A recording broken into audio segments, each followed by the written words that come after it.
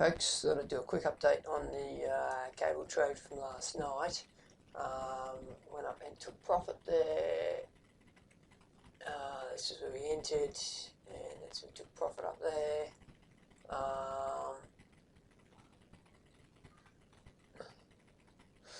It came very close to getting it here.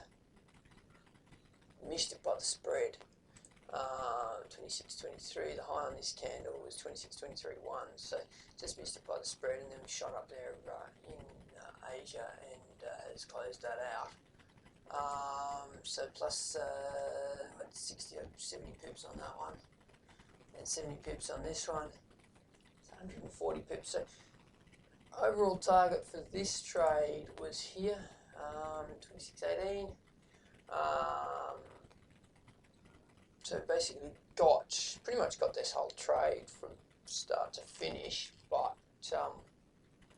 you could say I potentially could have held this onto this trade and not closed it out up here. Held onto it for the full amount. It could have even reloaded in when it pulled back here. A couple of things I'll say though. One is that in getting out here, I didn't have to sit through that trade then going into drawdown and losing 50% of its equity while it pulled back. The second thing is that then now I could have reloaded the trade here rather than waiting for the reaction. In hindsight, it would have been a better move, and all of that. I was just unsure of it at the time with it dropping down. So that's fine. I waited for the pullback, for the bounce, and then got back in. A slightly better price than what I got out, but basically the same. But saying that, if I'd held on to this trade and not closed it, and it pulls back and I get in long here, a second position, if I've got 2% risk, then you control your stop to break even, so then you could enter with another 2% risk. If that keeps dropping and stops you both trades out, you've got a situation where you had 2% risk on, or whatever percentage risk, if you trade 1%, you had 1 times your risk. That was up by 2 times your risk, and then so you go from a situation where you're up by 2 times your risk, so at the time 4%, to if this then stops you out for a 2% loss, you go from being up 4% to being down 2% within the space of the one trade almost. Whereas taking 2% risk here, if you then take along, if you take along from here and risk 2%, so you're taking 4% profit off the table, you don't have to sit through the drill down. And then if this does keep going lower and stops you out, if you get long here, then you lose your 2% there, but overall you're still up by 2% because you've taken the profits here. Same thing would have happened here. If this comes down and stops me out, I lose 2%. I'm still up overall on the move by 2%. So, and if it goes to the full, then I got basically the whole trade from start to finish. Another 2% on here, 4% overall for no more than 2% risk on the overall move. The other thing I would say about it too was I did have a fib on when I first bought this trade up for you last night, and I was looking for the entries. I had the fib on it. Now I took it off early in the recording. What I was looking for there was we had a press higher here, and I was looking for the ICT's optimal trade entry at 61.8 to 70.5. Now you can see just missed the 70.5 pullback here, but it's below 61.8 pullback. So I got in way up here based on it being a pullback into this hourly order block, right? And my stops were just below the bodies of the candle down here, about 50 to 30 pips down. Now it came quite close. My stop was down here. 30 pips was down here. It did come quite close to stopping me out on that pullback. So again, in hindsight, but initially when I first drew it up and I had the fib on, what I was looking for was a pullback to the 61.8, and I could have gotten that. That lined up with these old lows, and that's what I was looking at. I think I was going through the clositations as I was sitting there, and I was thinking, Do I jump in straight off this order block retest? Do I wait for a retest of these lows or break below the 50% of the fib? And the reason you're looking for a break below 50% of the fib is because that's breaking back into a discount market. So in terms of the range low to range high, where currently I've entered in at a premium in terms of that range. In terms of the range this low to the expected range high, it's still at a discount. It's below 50% of that range, just. But technically it would have been a better trade to wait for a break below 50% or to at least 50% of that range to get back to a discount on the current price swing. You see this often happens in New York. Price will return. Michael Huddleston talks about it all the time as an optimal trade entry going into New York. He did a series of them where he showed one taken each day. And I was looking at this for that potential last night. I just didn't quite have the confidence it was going to, this move being so strong, and the previous day hadn't given us that optimal trade entry setup in New York. It just kept barreling on. And I had a feeling that it could just keep barreling on again last night. So I put my entry probably, in hindsight too early. I could have waited for that pullback to 61.8. So that's how I could have traded it better. The other really interesting thing to note here is that the price has hit and stalled right at the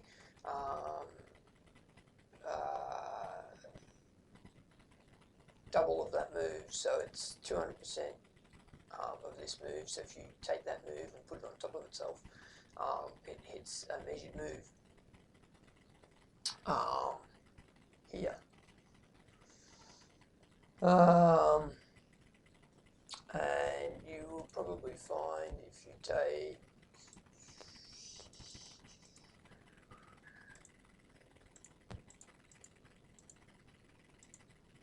we can leave it as blue. This and put that from there to there. It's probably not far off. It's a little bit off it still, but it's not far off a measured move, low to high, pull back, low to high again. The market often moves in waves like this. So now it's the fib here's got nothing to do with the magic of the 61.8 pullback or the 70.579. All that does is it gives you a pullback into discount on a buyer's market. Once the market returns to discount, you get the big money steps back in, reloads with their orders, and the market continues. And that's the reason the fibs work in that manner. It's a pullback to discount. It's got nothing to do with the magic of the Fibonacci sequence. You'll possibly see this one here. This pullback pulls right back to the 61.8 level, and that is just breaking back into a discount market from this swing. And this is something I didn't look at last night. This was breaking down, and I was considering the option of it going lower. It's right on 61.8. So potentially, if I looked at this, a little bit better in hindsight, I could have lined that up with this order block level old high, and the two of those lining up, then with the reaction of this 15-minute candle pullback, that would have been a perfect entry to get long here if you didn't want to take the long straight off this level. It probably lines up with all sorts of moving average setups as well, but they're the two sort of more consistent reasons that I think that trade was there. The fact that I waited for this, I still think this was a reasonable entry. I could have gotten a better entry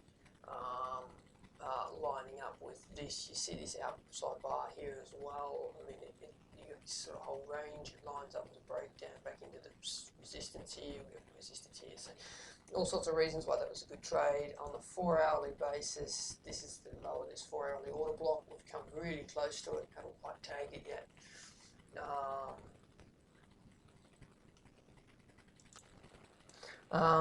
So we've now pulled back. You can see the strength of the move is potentially waning. We've got a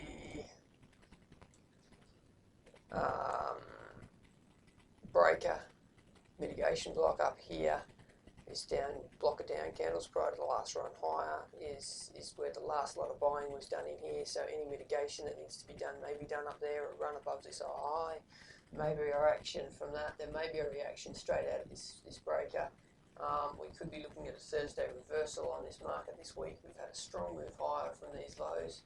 And the other thing you could be looking at is just a resumption of this overall uptrend.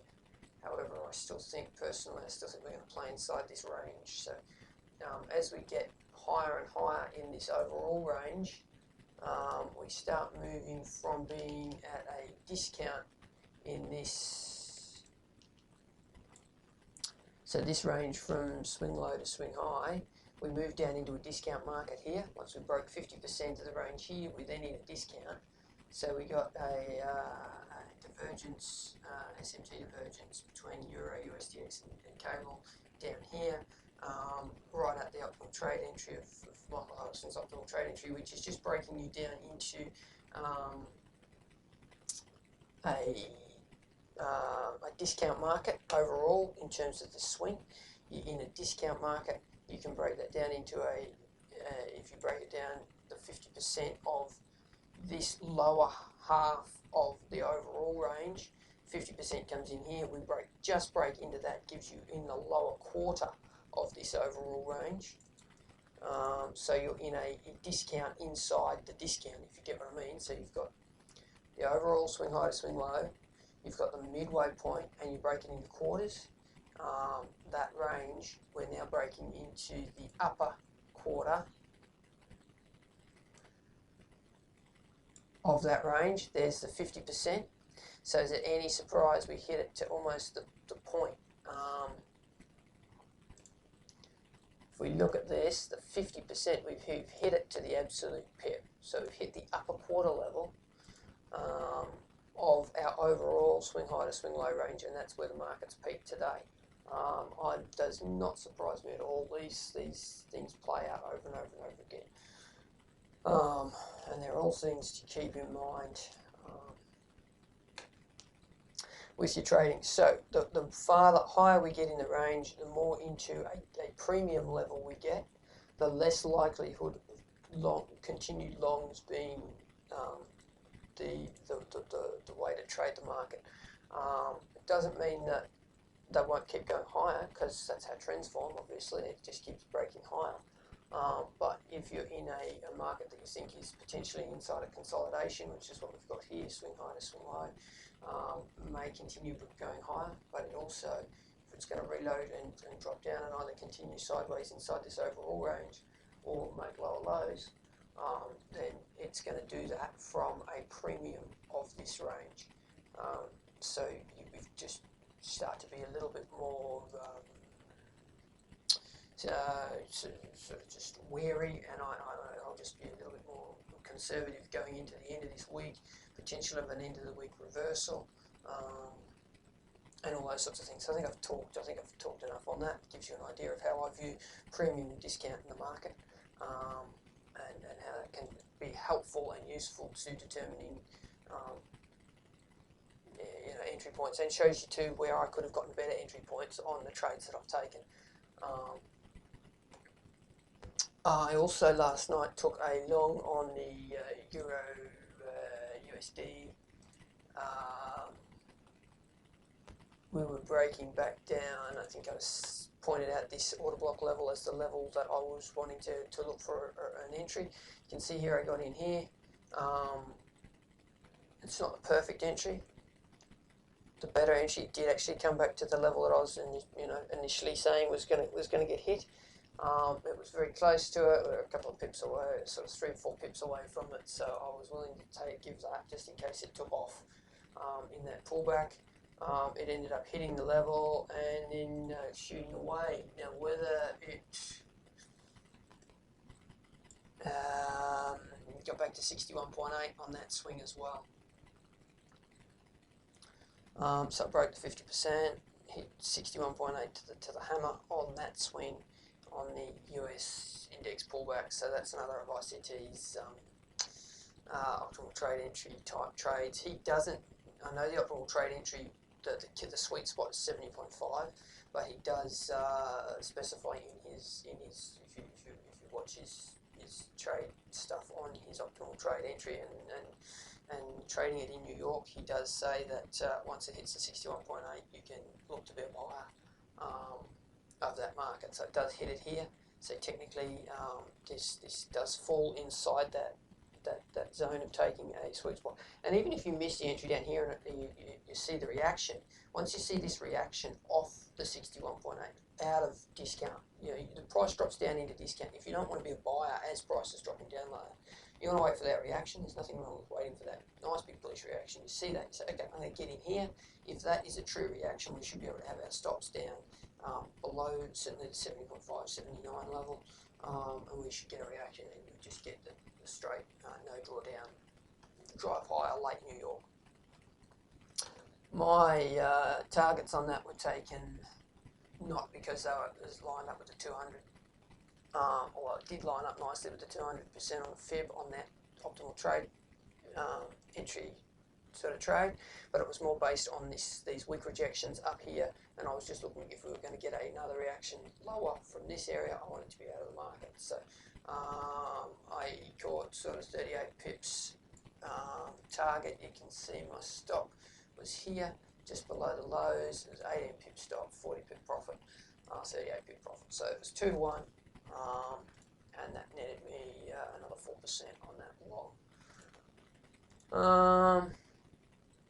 So that was the Euro USD trade that I took. Interestingly, today looks like we have made a lower high currently on the Euro.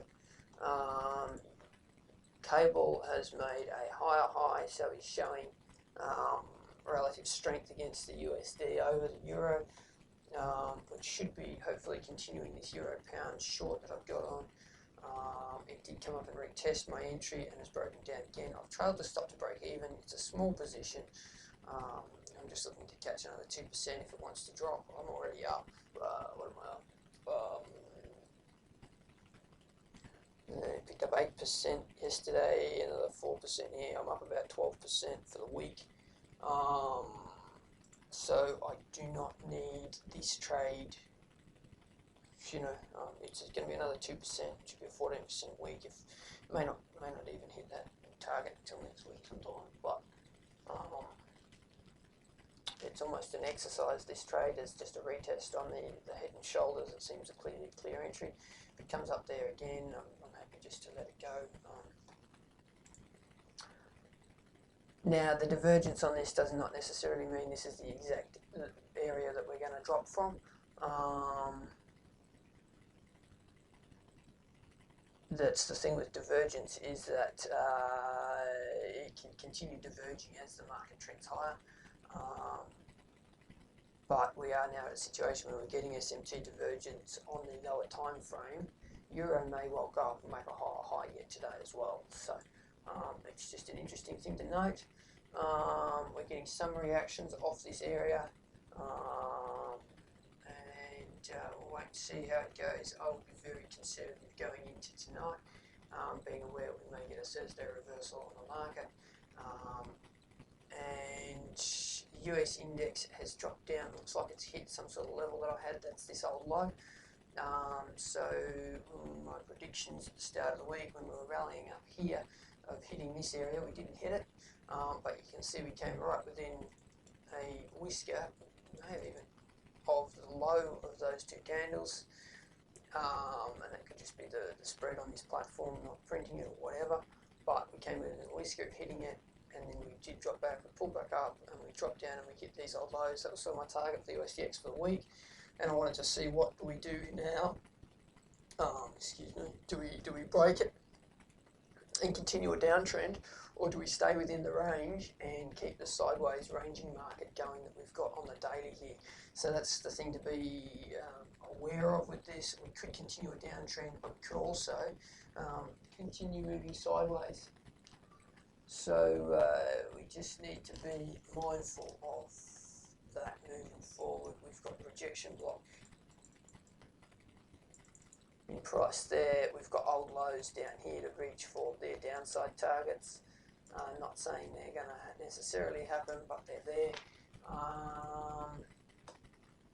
These two areas here would be, you've got 4 hourly order blocks and things in here. Nice trending market inside the range to the downside, but we've now hit an area where we've previously reacted from. So whether we just sweep those lows and reject back into the range to end the week, that would be the most likely scenario for mine if we run these, sweep these lows, and then back into the range and end the week back inside the range somewhere. We've got a bearish level there, potentially off this low as well. There's a liquidity void between this low and this high. So that's about where we're at currently for the week, plus 70, 71, 40, plus another 40 over there, 180 pips for the week. This one's up a little bit, but not really going to count it. Pretty good trading week, really, plus 12%. It's on the better end of what I look for a week. So I'll be not necessarily taking the foot off the pedal, but just being cautious as we enter a premium market on cable. Euro, potentially we're at the top end of what will possibly be a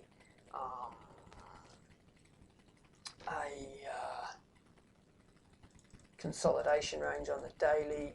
Basically the similar thing to what we're seeing on the US index.